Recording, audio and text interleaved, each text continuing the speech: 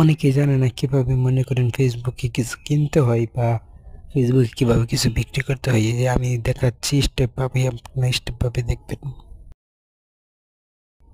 ফেসবুকে ঢুকবেন, ঢোকার পরে যে দেখেন মনে করেন এভাবে কি মার্কেট, এখানে এখানে দেখতে পাবেন মেসেজ। আর এই যে আপনার মার্কেটে যাবেন, এখানে গিয়ে যে আপনার উপর দিকে টান দিবেন, দেখবেন অনেক কিছু আছে। আপনি যেটা কিনতে চান ওটাতে ক্লিক করবেন।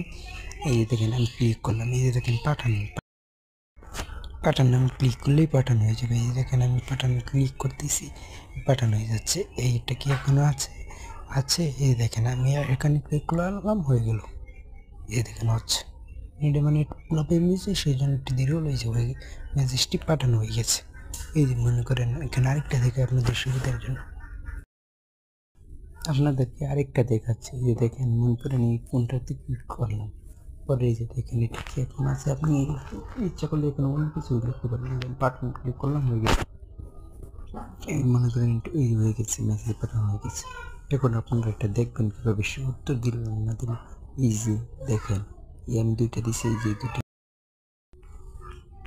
বুঝছেন। এভাবে আপনারা ইয়া করতে পারবেন। এই যে দেখেন এটা কি এখন আছে, সে উত্তর দেবে। এই যে দুটাই, এই দুটাই উত্তর দিলে এই সাইডে আসবে।